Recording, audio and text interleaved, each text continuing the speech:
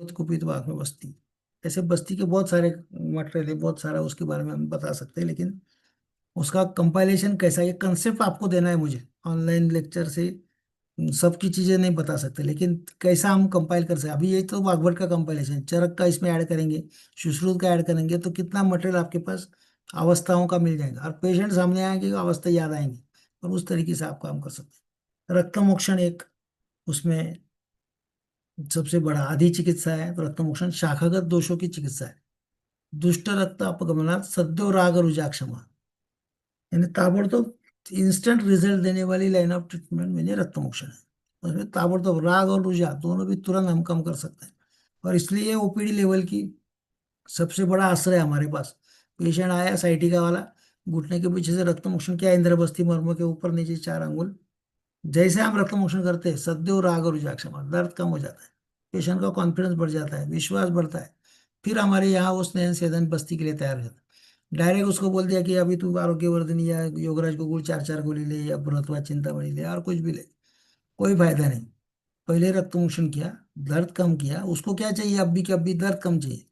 फिर उसकी संप्राप्ति भंग करने के लिए उसकी सब डिटेल हिस्ट्री लिया, संप्राप्ति उसकी खुद पेशेंट की संप्राप्ति तेरी यार, संप्राप्ति भंग करने वाला, फिर शोधन क्या करना, पहले नस्य करना, बस्ती देना, पिंड स्वेद करना, नाड़ी स्वेद देना, कटी बस्ती करना है, जो भी है वो प्रोटोकॉल करेंगे। पहले शोधन करेंगे, शेष दोषों के लिए फिर शमन करेंगे, तो वो पेशेंट 100% अपुनर्वत प्राप्त होता है। रक्त का पांचों भौतिकत्व दिमाग में रखना, विस्त्रता, द्रवता, रागा, स्पंदनम, लघुता तथा।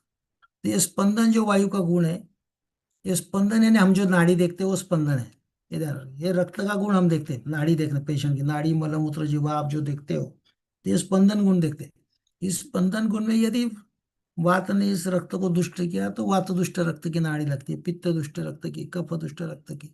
यानी वात की नाड़ी है तुम्हारे शरीर में, पित्त की नाड़ी, कफ की नाड़ी है। तो इसके लिए उसका जो जो देखते हो, उसका जो मटेरियल है वो रक्त है, रक्त का स्पंदन गुण है, और वायु महाभूत से वो बनता है। यानी ये महाभूतों की गड़बड़ उस पेशेंट में होंगी, तो उसकी नाड़ी बहुत बार पेशेंट की गलत लग सकती है, या आपको गलत करवा सकती है। इसलिए सिर्फ नाड़ी के भरोसे कभी निदान नहीं करना। निदान हमेशा दोष दुष्ट समूर्छना से ही करना है, ये ध्यान में रखना है। रक्त के उपधातु, जब हम पेशेंट हमारे पास आता है इसका मिनिस्कस फट गया है, इसका लिगामेंट टूट गया है, तो हमको ये धातु उपधातु सब मालूम होंगे, तो हम उस हिसाब से उसकी रक्त मोक्षण करके चिकित्सा कर सकते हैं। अश्रुजा कंडराश्रुजा, रक्त कमल, अश्रुजा पित्तम। रक्त मोक्षण के जो कंसेप्ट है, अभी ये थोड़ा सा पीपीटी में हमारी गड़बड़ हो गई है उसके बारे में, उसके मैं तोंडी बताता हूँ आपको। रक्तमोक्षण करते वक्त टेक्निक ध्यान में रखना है। रक्तमोक्षण का जो टेक्निक है, रक्तमोक्षण का तंत्र आपको आना चाहिए। रक्तमोक्षण करते वक्त कभी भी उसका ध्यान नहीं देना कि तेरे को एक सुई चुभेगी है, उसको उसके बातें करते रहो। उसका बीपी अच्छा से, वो रुग्ण संतर्पण है क्या, रक्तमोक्षण आ रहा है कि देख के बीपी लगा के रखो। 110/70 या 110 के ऊपर बीपी एवरेज लगा के रखा, और आप जब नीडल अंदर डालते, यदि वो पेशेंट वैसोवेगल शॉक में जाता है, तो 110 वाला डायरेक्ट 60 पे 40 पे बीपी एवरेज आ जाता है, तो समझना इसको कुछ ना कोई व्यापत हो रहा है। तुरंत आप रक्तमोक्षण रोक सकते हैं। रक्तमोक्षण करते वक्त माइंड डाइवर्ट करके नीडल स्किन के अंदर एक बार चली गई, सेंसेशन का है स्किन के है, स्किन के ऊपर है, स्किन के अंदर चली गई तो वो तकलीफ कुछ देता नहीं। रक्तमोक्षण की बार बार प्रैक्टिस करनी चाहिए। रक्तमोक्षण में नीडल पकड़ने की कला, मणिबंध संधि की हलचाल, एंगल कैसा देना है, तो अगदी सुपरफिशियल जो कैपिलरीज है वहां से लेके बड़ी वेन तक रक्तमोक्षण करने के वक्त उसको सिरा बंधी हुई चाहिए। ये कंसेप्ट आपको ध्यान रखना है। रक्तमोक्षण की जो नीडल है उसका अग्रभाग बहुत इंपॉर्टेंट है, उसके तरफ आप ध्यान देंगे। वो प्रॉपर पोजीशन में चाहिए, तो वो नीडल के स्किन के अंदर चला जाता है। यदि आपको कॉन्फिडेंस नहीं तो पहले स्किन के अंदर चले जाओ, फिर एडजस्ट करो वेन का है, नीडल का टोक का है, और फिर उसको खींच के उस वेन में उसको हम डाल सकते हैं। तो ऐसे पूरे चीजें रक्तमोक्षण के कर सकते हैं। रक्तमोक्षण ये धातुओं की चिकित्सा है, यानी जो जो धातु रसगत, रस रक्त मांस में अस्थि मज्जा शुक्र, यहाँ जो भी विकृति होंगी, यह रक्तमोक्षण कंपलसरी आपको करना है। एलोपैथी वाला डॉक्टर पेशेंट चेक करने के बाद बोलता है जा तू खून चेक कर, क्या यूरिया है बड़ा है क्या, क्रिएटिनिन बड़ा है क्या, एसजीपीटी बड़ा है क्या, ये सब कहाँ देखता है, वो खून में देखता है। यानी रस रक्त संबंध में सबसे ज्यादा दृष्टि ज्यादा रहती है। और वहां से फिर वो चेक करके फिर लाता है कि ये इसका ये बिगड़ा हुआ है, वो बिगड़ा हुआ है। इस शाखागत दोषों की जो चिकित्सा है वो रक्तमोक्षण है। इसलिए रक्त श्रुति विरेचन है, पहले रक्तमोक्षण करवा लो। दोषों को प्रभुत दोष होंगे तो रक्तमोक्षण निकालो। फिर उसका उद्भव स्थान जो है पश्चिमानाशय, इसलिए बाकी आप रक्तमोक्षण करने के बाद शाखा कोष्ठगति शुरू हो जाती है। और दो शाखागत दोष जो बचे कुचे दोष है वो कोष्ठ यानी पश्चिमानाशय में आते हैं, और हम उसको यदि पश्चिमानाशय से विरेचन गर्म करके निकाल देते हैं तो वहां अपुनर्त्व प्राप्त होता है। जैसे अपेंडिसाइटिस वाला पेशेंट तुम्हारे पास आता है, राइट इलियाक फोसा में सूजन है, बुखार है, और दर्द भी ज्यादा है, थ्रोम्बिंग पेन है, विदृधिम अचिरोत्थम आश्रय विश्राम है। विदृधि में क्या करना है, तो तुरंत रक्त मोक्षण करने की बोला है। ऐसे पेशेंट को हम तुरंत रक्त मोक्षण करते हैं राइट इलियाक फोसा से। 40 ml, 30 ml, 50 ml, 80 ml तक यदि हम रक्त मोक्षण करवा देते हैं, जैसे जैसे हम रक्त मोक्षण करते हैं वैसा वैसा विदृधि बैठ जाता है, यानी अपेंडिसाइटिस फूटने के चांसेस जीरो हो जाते हैं, वो उल्टा बैठ जाता है। और उसके बाद में फिर एक बार सद्यो राग और विजाक्षण, बुखार कम हो जाता है, दर्द कम हो जाता है, बाकी तकलीफें कम हो जाती है उसकी। उसके बाद में फिर शेष दोष शमय, फिर उसको त्रिफला गुगुल दो, पथ्यादि काढ़ा दो, त्रिफला शक्कर दो, जो शमन चिकित्सा आपको जो भी करनी है उसका निदान परिवर्जन करो। ये चीजें हम 100% कर सकते हैं। स्तन विदृधि एक दूसरा उदाहरण दे सकते हैं। स्तन विदृधि वाले पेशेंट को एकदम विदृधि पक गया, फूट गया, तो कितनी हालत खराब हो जाती है, और कितनी ड्रेसिंग कितनी चीजें बढ़ जाती हैं। यदि वो पेशेंट, स्तन्य क्या है, रस धातु का उपधातु है। रस धातु की यहाँ यदि विदृधि होता है तो जहाँ जिस स्तन में विदृधि हुआ है उसके बाजू में से यदि हम रक्तमोक्षण सार्वधिक निकाल देते हैं, तो रक्तमोक्षण जैसे ही निकालते हैं वैसा वो विदृधि का सटसटना, ठसठसना, सदैव राग रुजा क्षमा, ये जो कंसेप्ट है तुमको तुरंत रिजल्ट मिल जाता है। लेकिन इतने से वो रुकता नहीं। जैसे हम रक्त मोशन करते हैं दर्द कम हो जाता है, शाखागत वो रस धातु कोष्ठ में आना चालू हो जाता है। अभी रस धातु है तो वो आएगा कहाँ, तो आमाशय में आएगा। दिन 3.5-4 घंटे बाद उस पेशेंट को जी मचलना चालू होता है। यदि डोज ज्यादा मात्रा में है तो प्रसेक भी आता है। यदि प्रसेक आता है उसको थोड़ा सा यष्टि मधु फांटी या थोड़ा सा दूध पिला के छोटी सी मदन फड़की पूरी देके वमन करवा लेते हैं। तो छोटा लवण जेल डाल के भी वमन करवा लिया रक्त मोशन के बाद में स्तन विदृति में, तो वमन के बाद में विदृति का नामो निशान वहां रहता नहीं, या विदृति हुआ तो ये भी समझ में नहीं आएगा। नहीं, रक्त मोशन के साथ साथ वमन की प्रक्रिया भी वह हमको रिजल्ट दे देती है। इसलिए रक्त मोशन उसमें भी शिरा सर्वांग शोधन थी। शिरावेद क्या करती है, पूरे शरीर का शोधन करती है। जलव का 24 अंगुल तक ही काम करती है। इसलिए अवगाढ़े जलव का अवगाढ़ खून होगा तो ही जल का होगा। सर्वाधिक रक्त दृष्टि, और आप 2 जलव का, 5 जलव का, 10 जलव का लगा ले, वो 1 जलव का लगाए तो वो 24 अंगुल तक का 20 से 30 ml का खून निकालती है और उसकी संप्राप्ति भंग करती है। उसके बाजू में, उसके आजू बाजू में और 10 लगा दिया तो ये शायद वायु धातु शायद को बात, रक्त ये धातु है, उसका प्रकोप होके शूल, शोथ, व्रण की चिकित्सा करना ये आगे जाके मुश्किल हो जाता है। यानी जितनी जरूरत है उतनी जलव का लगाओ, जितना अवगाढ़ रखते हैं फिर उसमें आप जलव का ऐड करते सकते हैं, नहीं ऐसा नहीं। लेकिन उसके कंसेप्ट के पीछे लगी अवगाढ़ है क्या, एक जगह पे जमा है क्या, उसको उद्भव स्थान की चिकित्सा करने की जरूरत नहीं क्या, फिर आप जलव का लगा सकते। पित्त प्रधान पित्तानुबंधी में जलव का लगा सकते हैं। हर एक का एक क्राइटेरिया फिक्स है, उस हिसाब से हम काम करेंगे तो हमको उसका रिजल्ट मिलता ही है। विषम ज्वर वाले पेशेंट, टाइफाइड क्या, पायरेक्सिया ऑफ अननोन ओरिजिन, बुखार है इस पेशेंट को लेकिन उसका ओरिजिन मालूम नहीं किसकी वजह से, हमने सब इन्वेस्टिगेशन करवा लिए, इसका बुखार नहीं उतर रहा है।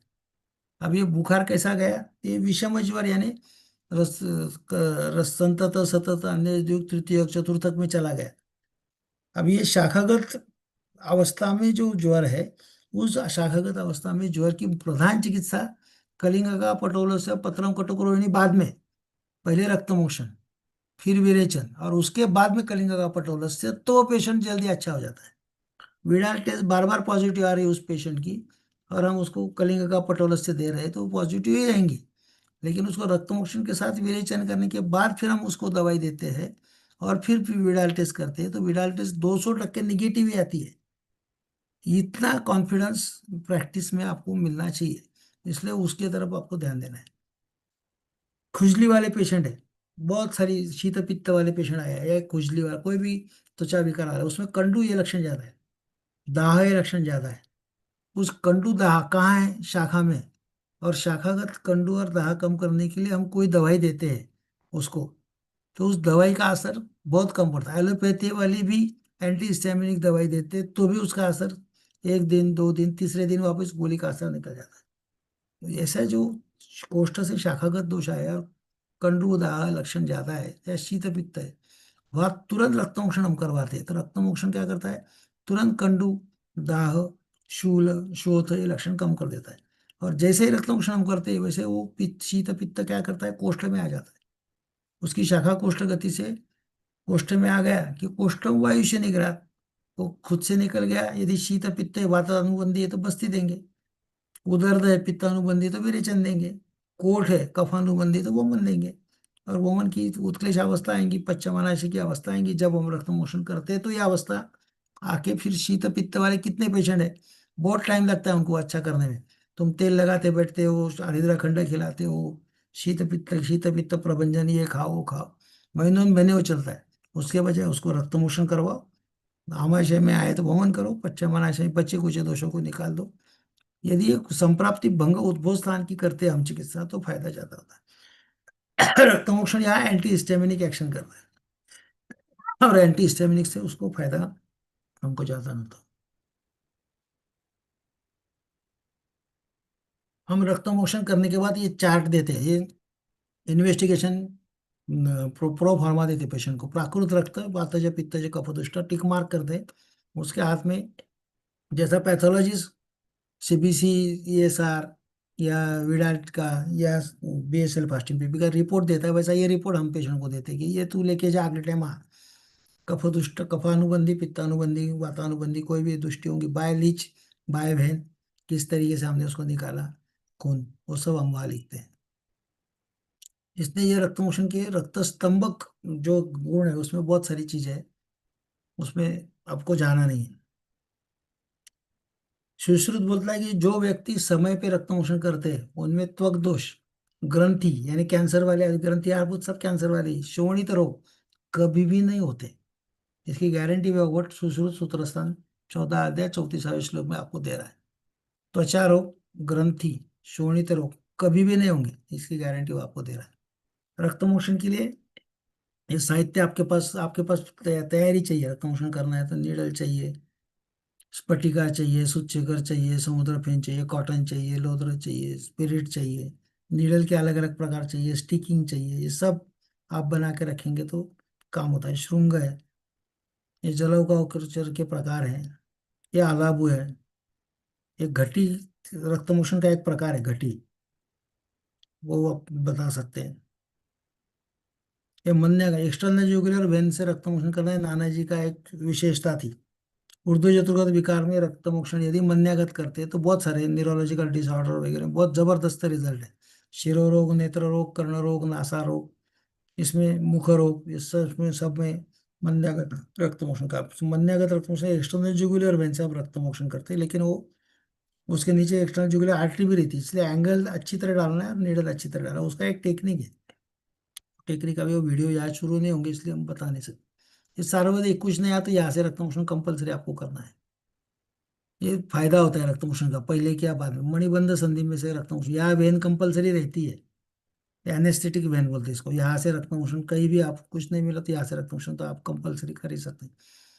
अभी चिकनगुनिया वाले आमवात वाले जो पेशेंट आते हैं उनको ये हलचा सांधी पक्षाघात वाला पेशेंट आता है, सीरा स्नायु विशोच्चय हार्ट नहीं काम कर रहा है, यहाँ से रक्तमोक्षण करो, 100% उसमें इंप्रूवमेंट आपको देखने को मिलेंगी। वात रक्त वाले पेशेंट, गाउट वाला पेशेंट आता है, यूरिक एसिड बढ़ा हुआ है, ये अंगूठा सूजा हुआ है, गुलपसंदी सूजा हुआ है, वह यहाँ से रक्त नजदीक के मार्ग से सर्वाधिक ब्लड दे दिया पेशेंट को और यूरिक एसिड देखा तो वो होता है 5.5। लेकिन गुल अंगूठे के ऊपर से गुलपसंदी से यदि ब्लड दिया पेशेंट को पैथोलॉजी को चेक करने के लिए, उसका यूरिक एसिड रहता है 8.12, 8.5, 8.10। यानी इतना फर्क आता है। जितने नजदीक से हम खून निकालेंगे वो घाण वहां रहती है, वो सार्वजनिक रक्तमोक्षण से ब्लड निकालने से नहीं निकलती, रिपोर्ट गलत आ जाए। यानी रिपोर्ट के भरोसे यूरिक एसिड बढ़ा हुआ है कि नहीं बढ़ा हुआ है ये समझना मूर्खता है, ये ध्यान में रखना। जानु संधि में शिरा स्नायु संधिगते वाते, संधिगत वात में रक्तमोक्षण क्यों आया, तो उसमें शिरा स्नायु संधिगते वाते स्नेह दाव अपना, यानी शिरा स्नायु इन्वॉल्व है यहाँ संधिगत वात में। इसलिए उसको शिरागत वायु, स्नायुगत वायु और संधिगत वायु। यहाँ रक्त मोशन, घुटना दर्द वाला पेशेंट को पहले रक्त मोशन करो, फिर स्नेहन स्वेदन, स्नेह करो, दाह अग्निकर्म करो, उपनाह करो, वो पेशेंट अच्छा होता ही है। निरामावस्था होंगी तो और अच्छे, जल्दी अच्छा हो जाता है उसका। ये रक्त मोशन के जानू पश्चात रक्त मोशन। यदि रक्त मोशन से कुछ टिपिकल एरिया जहाँ सिरा मिलने वाली नहीं, अवैध सिरा, वैद्य सिरा का एक कंसेप्ट है। यदि वैद्य सिरा नहीं मिल रही तो वहाँ वेदन करके भी 2 4 5 बूंद खून निकाल दिया तो भी जो हमको रिजल्ट चाहिए वो रिजल्ट हमको दर्द का कम हो जाता है। ये प्रच्छान की प्रक्रिया है। यहाँ ऐसी इस तरीके से प्रच्छान करके उसके ऊपर घटी रख के, मेणबत्ती रख के हम घटी लगा सकते हैं प्रच्छान। फिर रक्त मोक्षण की भी ज्वर की अवस्था है, ये सब कंपाइलेशन है ज्वर का, आर्श का, विदृधि का। विदृधि में मैंने अभी बताया चिरोत्तम, प्लेहोदर, यकृत विकार, शोथ, विसर्प। विसर्प में रक्त मोशन सबसे पहली ट्रीटमेंट है, पहले से रक्त मोशन करवा दो। और रक्त मोशन एक तरफ और बाकी चिकित्सा एक तरफ, ऐसा विसर्प के बारे में बताया। उष्ट में सिरावेत,